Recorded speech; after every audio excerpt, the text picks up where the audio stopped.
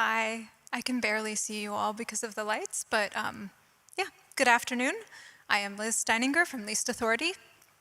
For the past 13 years, I've been talking to people about why privacy matters and how to build systems with privacy by design, along with how important it is for our systems to be secured through the use of transparency with open source code and independent published verifications of security posture of these products. But today, I want to talk to you about profiting from privacy. As a CEO of a for-profit company for almost 10 years, I've been thinking a lot about making money.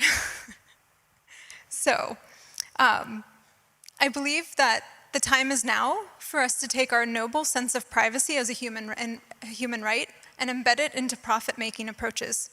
We need to deploy products that are private by default as the new economic model. I expect that if you were drawn to this talk, it is because you are all familiar with surveillance capitalism and would like to see change. Well, lucky for us, the days of data brokerage and shittification are numbered, both thanks to the increasing awareness of the issues and the imminent threats of AI and agents. Let's quickly review how the popular business model that is driving the current web is doing. Business centered on the collection, analysis, and monetization of our personal user data has seen impressive growth since the early 2000s. However, the response has been increasingly harsh, from the GDPR to the recent US court cases where social media companies were found to have harmed mental health.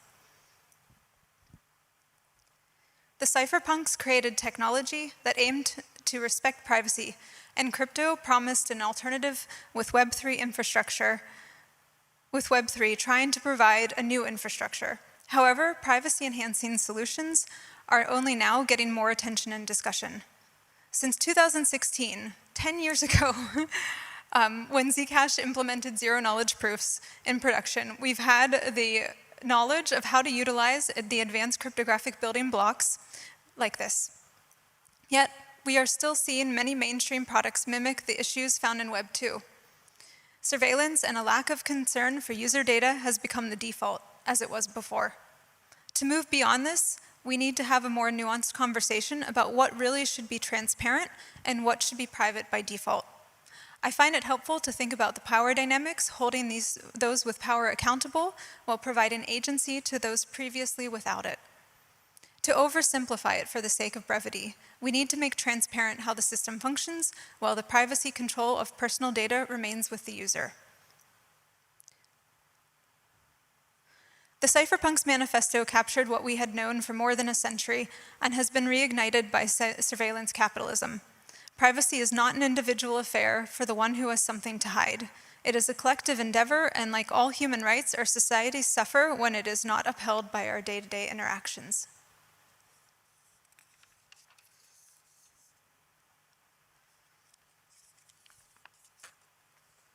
The opportunity for us is selling these 3 points, which can seed new business models for the next era of systems. And again, for the sake of time, I will only provide an introduction to these and hope that more discussion of the nuances in the future takes place. We can sell our products using credibility we earn by being fundamentally committed to our value of user sovereignty. We can reduce costs by maintaining compliance and minimizing the attack surface of our products. I imagine you have heard this positioning before. Privacy, the real privacy, is something that users are ready and willing to pay for. Beyond that, if we can show users that we value their privacy, their loyalty will result in lower costs for acquisition. And of course, the risk of attacks will be reduced and the ability to comply with privacy regulations will be increased if a system is built with privacy in the design.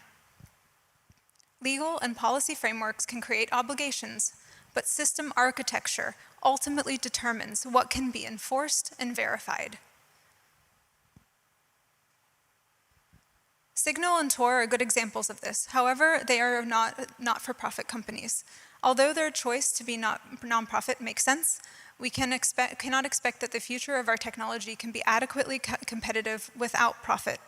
And there are numerous Web 2 products that have done a decent job of addressing these selling points.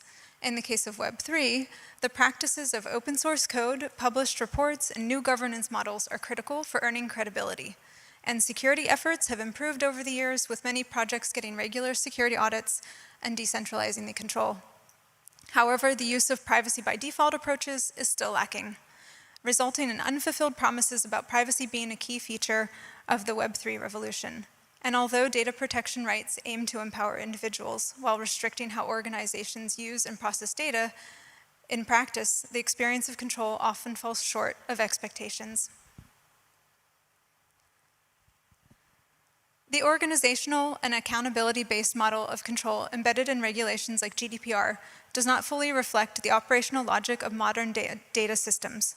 The tension becomes particularly visible in complex and highly distributed processing environments. In Web3 systems, data is routinely replicated across services, jurisdictions, and vendors, complicating efforts to maintain comprehensive oversight of access and use. Questions of control are increasingly shaped by how data processing systems are configured to manage the data. There are certain technical measures which show that access restrictions can, in many contexts, be enforced directly through system design rather than relying exclusively on legal obligations or subsequent oversight. By utilizing these approaches, we can develop more robust types of revenue streams, from limiting the data shared and ensuring unlinkability of the data that is shared. We can reduce or even remove the need to rely on complex legal contracts and the challenge of enforcement in multiple jurisdictions.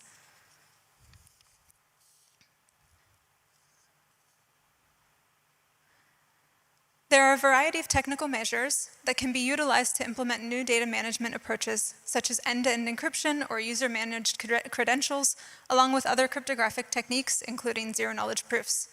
However, it is the deliberate and selective combination of these measures that can create new paradigms for business opportunities.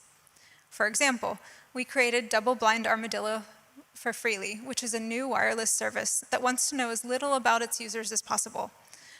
Double-Blind Armadillo is a new privacy-focused system architecture and cryptographic protocol designed around the principle that no single party should be able to connect an individual's real identity, payments, and phone records.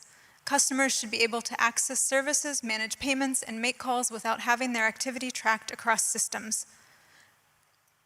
It works by partitioning critical information relating to individual customer identities, payments, and phone usage into separate service components that only communicate through carefully controlled channels. Each part of the system only knows only the essential information that is required to perform its job and nothing more. This approach enables unlinkability, which ensures that even when different parts of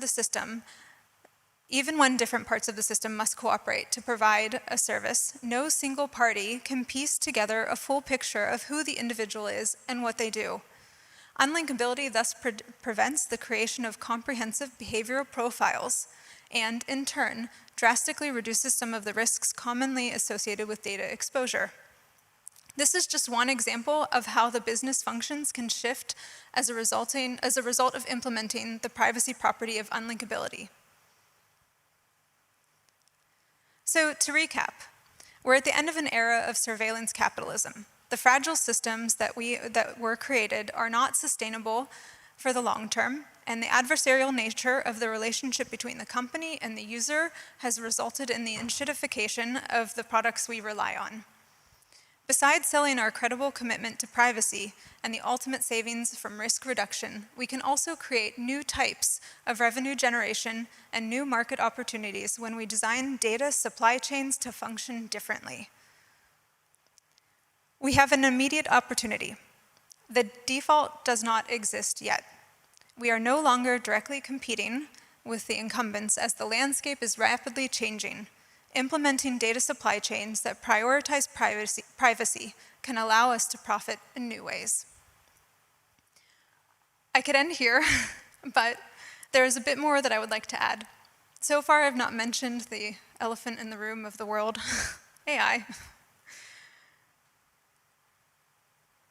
With the expanding use of AI agents, there is another concern that grows. Besides the confidentiality of our data, we are also realizing the integrity of our data matters more than ever. If we re-architect our relationship with data management and infrastructure and products, we may be able to address the issues being presented by the ever-growing use of AI agents. The principle behind least authority's name itself, the security concept of least privilege, applied as a design philosophy. Don't give power that isn't required, don't hold what you don't need, don't expose what you don't have to. So, I hope that together we can launch new products that profit from privacy as a way to rebuild the digital world so that business incentives are better aligned with our fundamental human needs. This is my contact info, and I'm happy to answer any questions.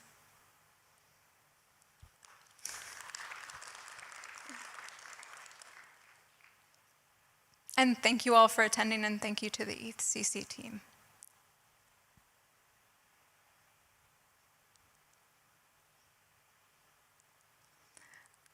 Does anyone want to talk about this? Any questions? If not, then thank you.